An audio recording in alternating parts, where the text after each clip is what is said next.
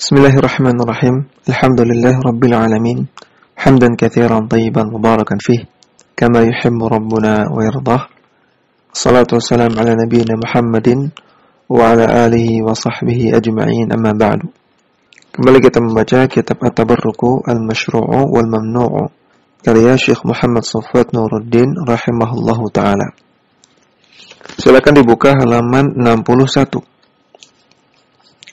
Pada sesi yang terakhir telah kita baca penjelasan dari Syekhul Islam Ibn Taimiyah rahimahullah bahwasanya perkataan kami mendapatkan keberkahan dari si fulan ini bisa memiliki makna yang benar dan juga bisa memiliki makna yang batil. Adapun makna yang benar telah kita baca penjelasan beliau, dan sekarang makna yang batil. Amma al-ma'na al-batilu famithlu ayyuridal isyraka bil khalqi. Perkataan kami mendapatkan keberkahan dari si fulan dengan makna yang batil, contohnya kalau perkataan ini dimaksudkan untuk berbuat syirik kepada makhluk. Mislu ayyakuna rajulun makburun bimakanin fayudhannu anna Allaha yatawallahum li ajlihi. Contohnya ketika ada seseorang yang dikuburkan di sebuah tempat, kemudian masyarakat setempat menyangka bahwasanya Allah Subhanahu wa taala memberikan rahmat, memberikan nikmat kepada mereka, kepada masyarakat tersebut, li ajlihi, karena adanya kuburan tersebut. Wa illam yaqumu bi ta'atillahi wa rasulihi, padahal masyarakat di sana tidak melakukan ketaatan kepada Allah dan juga tidak melakukan ketaatan kepada Rasulullah sallallahu alaihi wasallam. Jadi masyarakat di suatu daerah menyangka bahwasanya mereka makmur, mereka mendapatkan kenikmatan, mereka mendapatkan kemudahan-kemudahan karena adanya kuburan si fulan. Dan realitanya masyarakat tersebut itu jauh dari Al-Quran dan As-Sunnah, jauh dari ketaatan kepada Allah dan Rasulnya.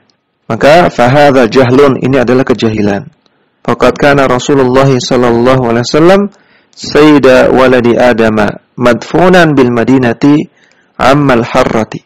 Bukankah Rasulullah sallallahu alaihi wasallam yang beliau adalah sayyidu waladi Adam, beliau adalah pemimpinnya seluruh manusia, beliau dikuburkan, dimakamkan di kota Madinah, dan di kota Madinah pernah terjadi peristiwa Al-Harrah yang disebut juga dengan perang Al-Harrah. Waqad asaba ahlal Madinati min al-qatli wal nahbi wal khawfi ma la ya'lamuhu illallahu. Yang ketika peristiwa Al-Harrah tersebut, penduduk Madinah ketika itu diperangi. Al-qatl artinya dibunuh, banyak yang dibunuh, banyak yang terluka, banyak yang disiksa. Al-khawf, dan banyak yang terteror, mengalami teror. Ma la ya'lamuhu illallahu, yang tidak ada mengetahui seberapa mengerikannya kecuali Allah Subhanahu wa taala. Artinya peristiwa Al-Harrah ini sangat-sangat mengerikan, sangat-sangat menyedihkan, sangat-sangat tragis, di mana ketika itu terjadi pertumpahan darah, pembantaian penduduk Madinah oleh pasukannya Yazid bin Muawiyah. Allahul musta'an. Padahal di sana di kota Madinah terdapat kuburan Nabi sallallahu alaihi wasallam. Maka ini menunjukkan bahwasanya adanya kuburan seseorang, siapapun itu, tidak memberikan mudarat, demikian juga tidak memberikan manfaat. Sehingga tidak boleh meyakini bahwasanya karena ada kuburan ini, karena ada kuburan si fulan, maka masyarakat di sini menjadi makmur, menjadi tentram, menjadi aman. Ini keyakinan yang batil. Kemudian kata Syekh di sini, wa kana dzalika li'annahum ba'dal khulafa'ir rasyidin ahdatsu a'malan aujabat dzalika. Adanya peristiwa Al-Harrah, adanya pertumpahan darah dan tragedi yang menimpa kaum muslimin itu disebabkan setelah masa-masa Al-Khulafa'ur Rasyidin. Banyak dibuat oleh kaum muslimin ketika itu amalan-amalan yang keliru, amalan-amalan yang bid'ah, yang mengakibatkan adanya banyak musibah. Karena adanya musibah itu disebabkan oleh maksiat. Di antara bentuk maksiat, ya kebid'ahan. Di antara bentuk maksiat juga kesyirikan. Wa kadzalika al-Khalil alaihi salam madfunun bisyami. Wa qad istawla an-nasara ala tilkal biladi qariban min 100 sanatin. Bahkan juga Al-Khalil, itu Nabi Ibrahim alaihissalam, beliau dimakamkan di negeri Syam. Namun negeri Syam pernah dikuasai oleh orang-orang Nasrani. Di catatan kaki disebutkan bal innal yahuda yudanisunaha wa yashi'una fiha al-kufra wal fawahisha wal munkarati. Namun memang orang-orang Yahudi yang ada di Syam ketika itu mereka mengotori dan menyebarkan kekufuran dan juga menyebarkan fahisyah, perbuatan-perbuatan cabul, dan juga munkarat, perbuatan-perbuatan maksiat. Wa ma'ahum ma'adhamul alami ala kulli man qawama.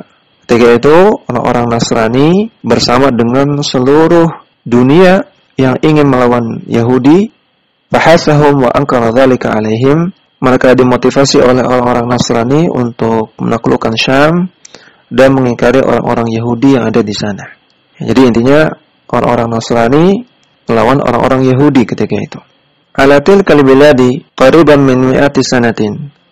Orang-orang Nasrani menguasai negeri tersebut, negeri Syam, sekitar selama 100 tahun. Wa kana ahluha fi syarrin. Kenapa mereka bisa dikuasai? Karena penduduknya berada di dalam keburukan. Masyarakatnya bobrok, masyarakatnya buruk, jauh dari Al-Quran dan As-Sunnah. Wa kadzalika idza dhunna anna barakata syakhsi ta'udu ala man asyraka bihi wa kharaja an ta'atillahi wa rasulihi. Demikian juga makna yang kedua, makna yang batil dari perkataan kami mendapatkan keberkahan dari fulan. Idza dhunna, kalau disangkakan, kalau diklaim bahwasanya keberkahan dari seseorang itu akan didapatkan dengan berbuat kesyirikan atau dengan keluar dari ketaatan kepada Allah dan Rasulnya, artinya dengan melakukan perbuatan yang menyelisihi syariat. Mislu ayyadhanna anna barakatas sujudi li ghairihi wa taqbilal ardi indahu wa nahwa dhalika yuhassilu lahu as-sa'adata wa illam ya'mal bi ta'atillahi wa rasulihi. Contohnya kalau masyarakat mengira bahwasanya keberkahan dari sujud kepada selain Allah dan keberkahan yang didapatkan dari mencium-cium tanah yang dianggap keramat atau perbuatan-perbuatan yang semisalnya, ini akan menghasilkan kebahagiaan, akan memberikan kebahagiaan kepada masyarakat tersebut atau kepada orang yang melakukannya, walaupun mereka tidak mengamalkan ketaatan kepada Allah dan Rasulnya. Jadi makna batil yang pertama, jika perkataan kami mendapatkan keberkahan dari si fulan, artinya adanya kuburan si fulan ini, adanya jasad si fulan di sini, ini memberikan manfaat dan mencegah mudarat dari kami. Ya, ini merupakan bentuk kesyirikan. Atau makna yang kedua yang batil adalah kalau perkataan kami mendapatkan keberkahan dari si fulan, yaitu kami mendapatkan keberkahan dari sujud kepada kuburannya si fulan, dari mengusap-usap kuburan si fulan, mencium-cium tanah dari kuburan si fulan, atau semisalnya. Yang ini juga merupakan perbuatan kesyirikan. Dan juga termasuk di dalam makna yang kedua ini, kalau disangkakan, diklaim bahwasanya keberkahan itu akan didapatkan kalau melakukan perbuatan yang menyelisihi syariat, yang tidak sesuai dengan Al-Quran dan Sunnah. Maka ini makna yang batil. Sebagaimana pernah kita bahas bahwasanya keberkahan itu dari Allah Subhanahu wa taala, dan tidak mungkin kita mendapatkan keberkahan kecuali dengan melakukan ketaatan kepada Allah Subhanahu wa taala.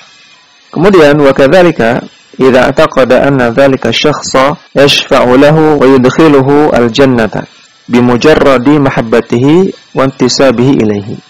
Demikian juga kalau ada orang yang berkeyakinan bahwasanya si fulan tersebut, seseorang tersebut, seorang yang diagungkan tersebut, apakah itu kiai, ustaz, habib, ulama, itu bisa memberikan syafaat kepada dia dan bisa memasukkan dia ke surga dengan sekadar mencintai si fulan ini, mencintai habib, ulama, kiai, syekh ini, atau dengan sekadar berintisab, menisbatkan diri, saya adalah pengikutnya, saya adalah muridnya, saya adalah simpatisannya, saya adalah pendukungnya. Dengan sekadar mengaku seperti ini, kemudian merasa pasti masuk surga karena dimasukkan ke surga oleh si fulannya ini yang diagungkan ini.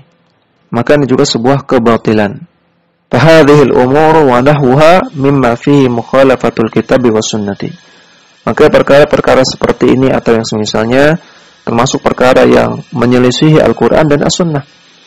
Fahuwa min ahwalil musyrikina wa ahlil bid'ah batilun la yajuzu i'tiqaduhu.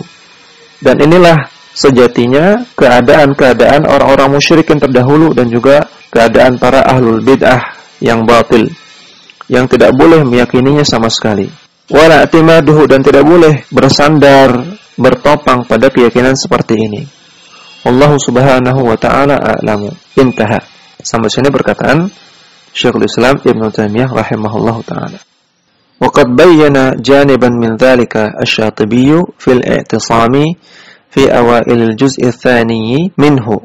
Dan Asy-Syatibi rahimahullah juga telah menjelaskan pembahasan yang semisal ini sebagaimana yang dibahas oleh Syekhul Islam di atas dalam kitab beliau Al-I'tisam. Di awal-awal juz kedua dari kitab Al-I'tisam, falyuraji li ahammiyatihi wa nafasatihi. Maka hendaknya silakan merujuk kepada kitab Al-I'tisam karena ini perkara yang sangat penting dan perkara yang sangat bermanfaat untuk dibahas. Hadza wal adillatu allati waradat fi tabarruki bi atharin nabi sallallahu alaihi wasallam la yuqasu 'alaiha ghairuhu. Demikianlah dan dalil-dalil yang menyebutkan tentang tabarruk dengan athar Nabi sallallahu alaihi wasallam, ya, tabarruk dengan ludah Nabi, dengan keringat Nabi, dengan pakaian Nabi sallallahu alaihi wasallam, dengan bekas makan Nabi sallallahu alaihi wasallam, dengan air bekas pemakaian Nabi sallallahu alaihi wasallam atau semisalnya, ini la yuqasu 'alaiha ghairuhu. Tidak bisa dikiaskan, tidak bisa diaplikasikan kepada orang yang lain. Ini hanya khusus bagi beliau, Nabi sallallahu alaihi wasallam. Fala yuqalu bi jawazi tabarruki bis salihina wa atharihim. Maka tidak kita katakan bahwasanya boleh bertabaruk kepada orang-orang soleh, kepada jasad orang-orang soleh atau kepada athar dari mereka, pada bekas-bekas peninggalan dari mereka. Ya, tidak boleh bertabaruk dengan jasad atau athar dari orang-orang soleh selain Nabi sallallahu alaihi wasallam. Yaqulu Ibnu Baz fi majallati Shawtil Ummatil Hindiyati. Syekh Abdul Aziz bin Baz rahimahullahu taala beliau menjelaskan dalam sebuah majalah yang bernama Shawtul Ummatil Hindiyah, edisi bulan Sya'ban tahun 1416 halaman ke-22. Beliau mengatakan wal wajibu 'alal muslimina al-ittiba'u wa taqayyudu bisyar'i. Wajib bagi setiap muslim untuk mengikuti syariat dan untuk taqayyud, untuk berpegang teguh kepada syariat. Wal hadhru minal bid'ah al-qawliyati wal amaliyati. Dan wajib bagi setiap muslim untuk menjauhi kebid'ahan, baik kebid'ahan berupa perkataan maupun kebid'ahan dalam amalan. Walihada lam yatabarrak as-sahabatu radhiyallahu anhum bi sya'ri as-siddiqi radhiyallahu anhu. Oleh karena itu, para sahabat Nabi tidak ada yang bertabarruk kepada rambutnya Abu Bakar As-Siddiq radhiyallahu anhu, au irqihi, atau kepada keringatnya Abu Bakar As-Siddiq, au wudu'ihi, atau kepada air wudu'nya Abu Bakar As-Siddiq, wala bi sya'ri Umar au Utsman au Ali. Dan tidak ada sahabat yang bertabaruk dengan rambutnya Umar bin Khattab, atau dengan rambutnya Utsman bin Affan, atau dengan rambutnya Ali bin Abi Thalib, au irqihim, atau dengan keringat mereka, au wudu'ihim, atau dengan air wudu' mereka. La bi'raqi ghairihim min as-sahabati. Demikian juga tidak ada yang bertabaruk dengan keringat para sahabat yang selain mereka. Li'ilmihim bi anna hadza amrun khasun bin Nabi sallallahu alaihi wasallam.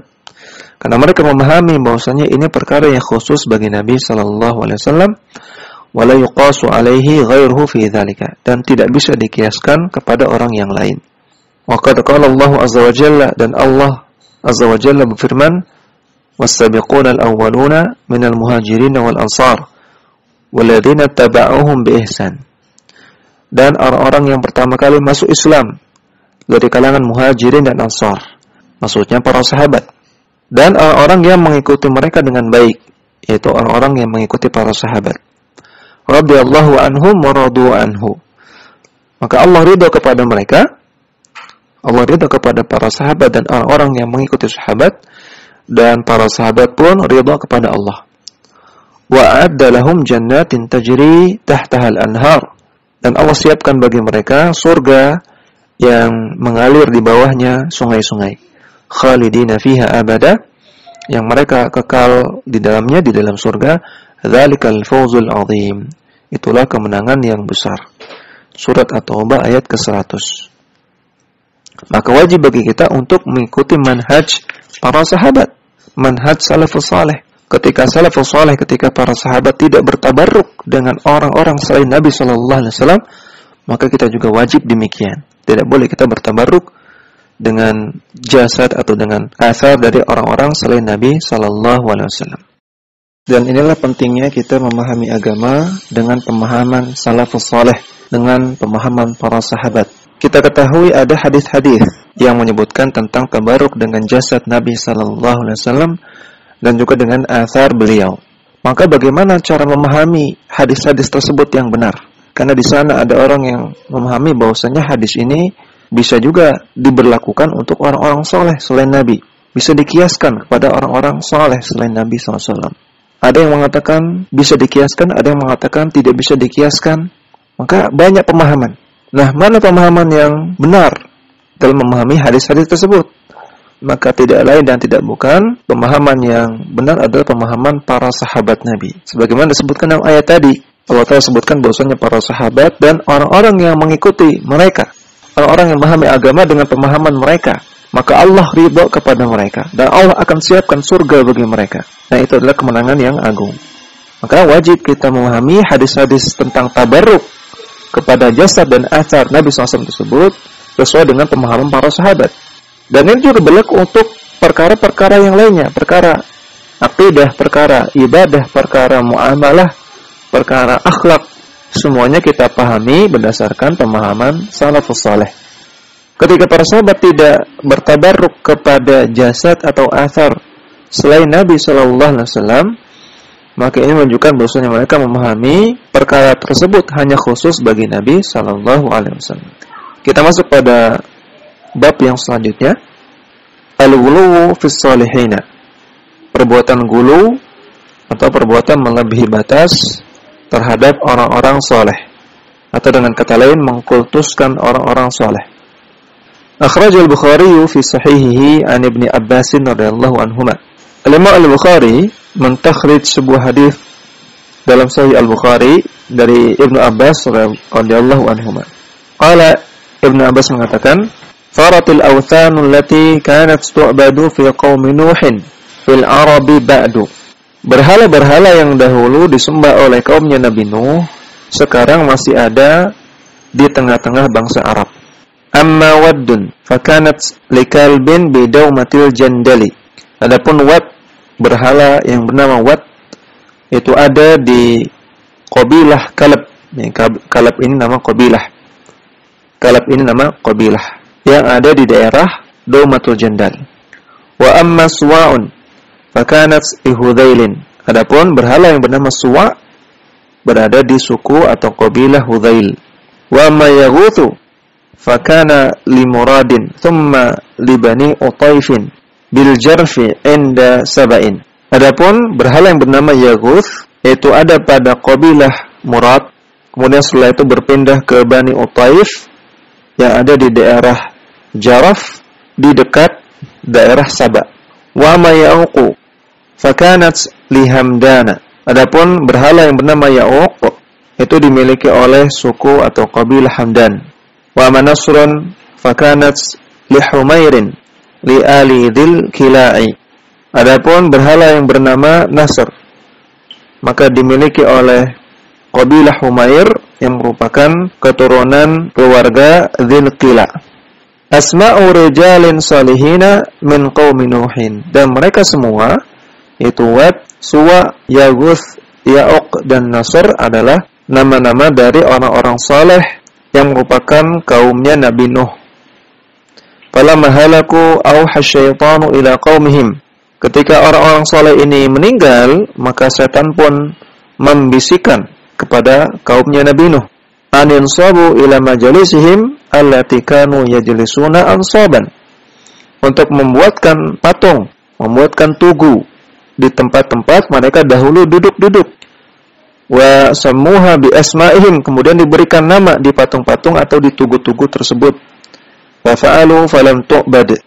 Maka kaumnya Nabi Nuh pun ketika itu menuruti bisikan syaitan tersebut, namun ketika itu belum disembah. hatta idza halaka ulaika wa tanassakha al-ilmu ubidat. Sampai akhirnya orang-orang yang membuat patung tersebut pun meninggal, kemudian ilmu di tengah masyarakat ketika itu pun hilang, tersebar kejahilan, maka akhirnya patung-patung tersebut pun ubidat, disembah.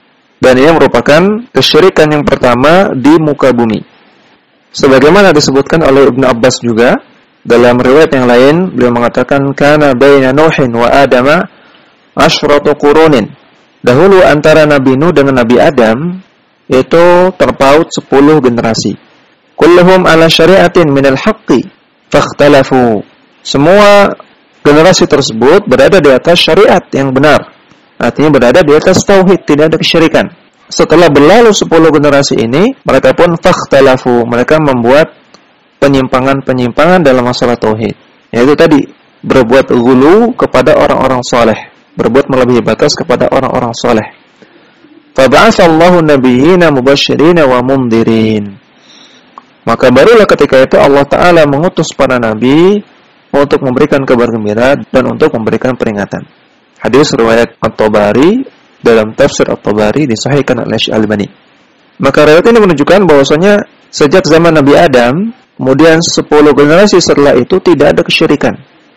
Semuanya berada di atas syariat yang hak, di atas tauhid. Walaupun ada kemaksiatan, sebagaimana terjadi pada anak-anaknya Nabi Adam. Ada kemaksiatan, namun tidak ada kesyirikan. Kemudian setelah berlalu 10 generasi terjadi kesyirikan, yaitu di kaumnya Nabi Nuh. Yang ini terjadi sebelum Nabi Nuh diutus. Apa kesyirikan tersebut? Yaitu tadi, berbuat ghulu kepada orang-orang soleh, berbuat melebihi batas kepada orang-orang soleh, mengagungkan orang soleh berlebihan, mengkultuskan orang soleh berlebihan. Oleh karena itulah Allah Ta'ala utus Nabi Nuh untuk mengingkari kesyirikan ini. Oleh karena itulah Nabi Nuh menjadi Rasul yang pertama. Kesyirikan pertama yang terjadi di muka bumi adalah karena sebab melebihi batas kepada orang soleh. Maka sangat-sangat tidak berlebihan, sangat-sangat wajar kalau para dai-dai tauhid di zaman sekarang sangat mengingkari semua perbuatan yang mengandung unsur berlebih-lebihan kepada orang soleh. Walaupun tidak ada niatan untuk menyembah. Bukankah kaumnya Nabi Nuh pertama kali ketika berbuat ghulu kepada orang soleh tidak ada niat menyembah. Namun akhirnya mereka terjerumus ke dalam kesyirikan, kepada penyembahan kepada selain Allah Subhanahu wa taala.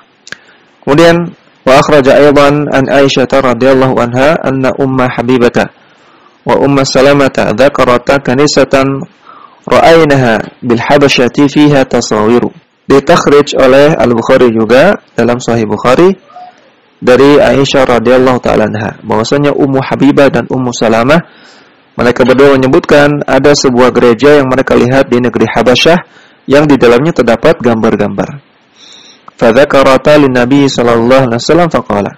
Ummu Habibah dan Ummu Salamah menyebutkan hal ini kepada Nabi sallallahu alaihi wasallam, kemudian Nabi bersabda, "Inna ulaika idza kana fihim ar-rijalu ar-rajul salihu famata banau ala qabrihi masjidan."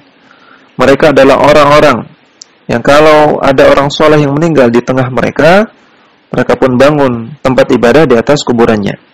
Wasawwaru fihi tilka suwar, dan mereka pun membuat gambar-gambar di dalam tempat ibadah tersebut. Faulaika syirarul khalqi indallahi yaumal qiyamati. Dan mereka lah orang-orang yang paling buruk, orang yang paling bejat di sisi Allah di hari kiamat. Tadi hadisnya sahih riwayat Bukhari. Wa kana dzalika fi maradin Nabi sallallahu alaihi wasallam. Dan hadis ini disebutkan oleh Nabi, disabdakan oleh Nabi sallallahu alaihi wasallam ketika menjelang beliau wafat. Fanzur ra'akallahu wa arsyadaka. Semoga Allah Ta'ala menjaga engkau dan semoga Allah Ta'ala memberikan petunjuk kepada engkau, hai pembaca sekalian. Perhatikanlah. Kaifa kana su'alu an kanisatin wal ahadithu dallatan ala anna dzikraha kana dzikra ijabin minha. Perhatikan bahwasanya pertanyaan yang diajukan oleh Ummu Habibah dan Ummu Salamah kepada Nabi SAW tentang gereja dan juga hadis yang Nabi sabdakan. Ini menunjukkan bahwasanya penyebutan mereka berdua adalah penyebutan karena heran. Dzikra ijab. menyebutkan karena heran, bukan karena senang, bukan karena kagum. Jadi Ummu Habibah dan Ummu Salamah heran, kok bisa-bisanya di tempat ibadah itu ada gambar-gambar? Kok bisa-bisanya di tempat ibadah ada kuburan? Mereka heran. Ini menunjukkan di zaman Nabi SAW tidak ada seperti itu. Di antara para sahabat tidak ada seperti itu. Membuat gambar-gambar dari orang soleh, itu tidak ada. Sehingga Ummu Habibah dan Ummu Salamah sampai heran. Wa annasmaha Mariyatun. Dan gambar yang terdapat di dalam gereja tersebut adalah gambar Maryah. Nama orang yang digambar di dalam gereja tersebut adalah Maryah, atau mungkin di sini yang dimaksud adalah gambar Bunda Maria gitu ya. Haitsu fi riwayatin, buktinya terdapat dalam riwayat yang lain, fadzakarna min husniha. Ummu Habibah dan Ummu Salamah menyebutkan tentang husniha, tentang kebagusannya. Ya, di sini menggunakan dhamir ha yang menunjukkan ta'nits, yang menunjukkan muannats.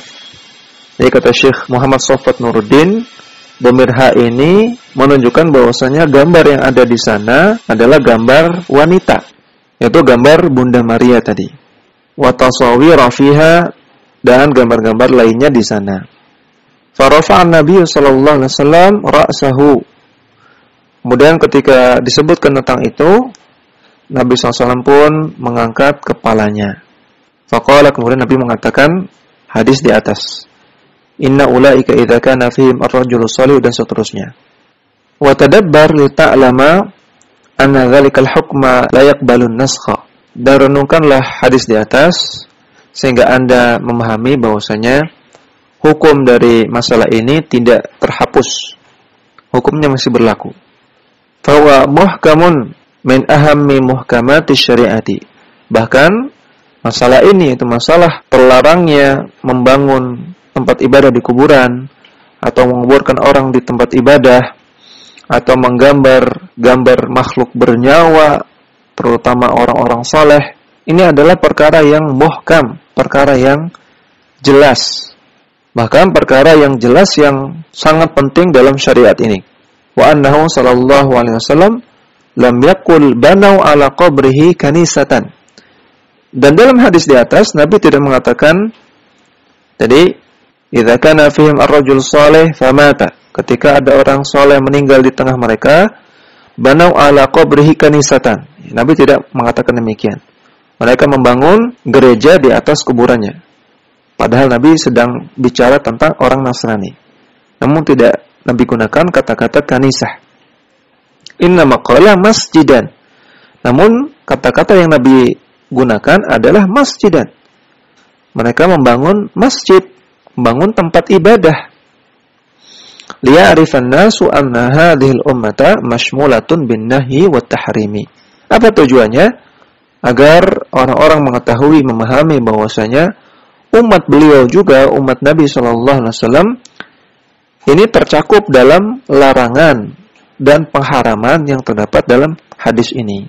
Jadi yang Nabi cela dalam hadis di atas bukan hanya orang Nasrani, tapi juga termasuk umat beliau yang melakukan perbuatan yang sama seperti itu, yaitu membangun tempat ibadah di kuburan atau membuat gambar-gambar dari orang-orang saleh.